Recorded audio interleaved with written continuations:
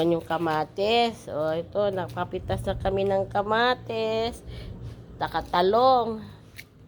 Ito na lang naiiwan. O, nakapitas na ako ng maraming talong. Matamis siya, guys. Matamis yung talong.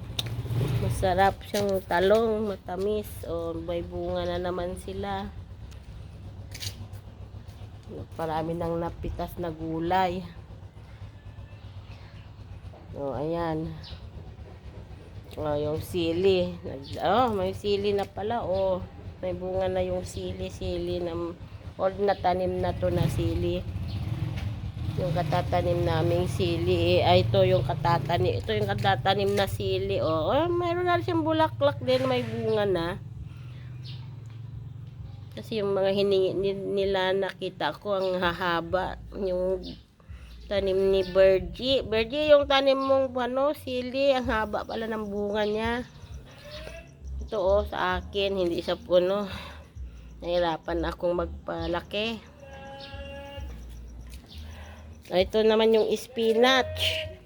May spinach kami dito. Ito, hinahalo ko rin to sa munggo, itong spinach. Inihahalo din ni Manang Benny sa niluluto niya munggo. Ayan. Ayun yung talong. May bunga na naman. Marami na kaming napitas na talong. Ayan. O. Gandang magtanim. Nakaka-enjoy. Nakakalibang magtanim, guys. O. Pag may mga ganito kayong malit na lupa lang, pwede dito sa gilid, pwede magtanim-tanim pang libangan. Yan. Yung puno ng nyug namin na dwarf, di pa lumalaki, kasing tangkad ko na. Ito yung dito sa gilid ng gate. Sa kabila naman.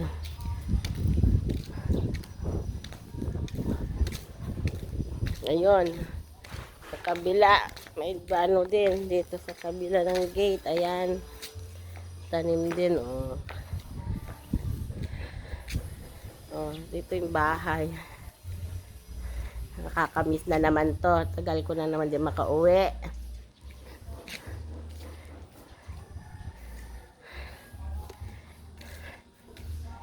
Okay. Wala na itong kalamansi ni tatay. Patay na. Hindi na dami daw bunga noon to. Ngayon wala na. Hindi ko natikman ng kalamansi. Okay. Yun lang. Muna. Ayan. Ito sa kabila. Magkabilang gate. May lupang maliit. Pinagtamnan. Okay.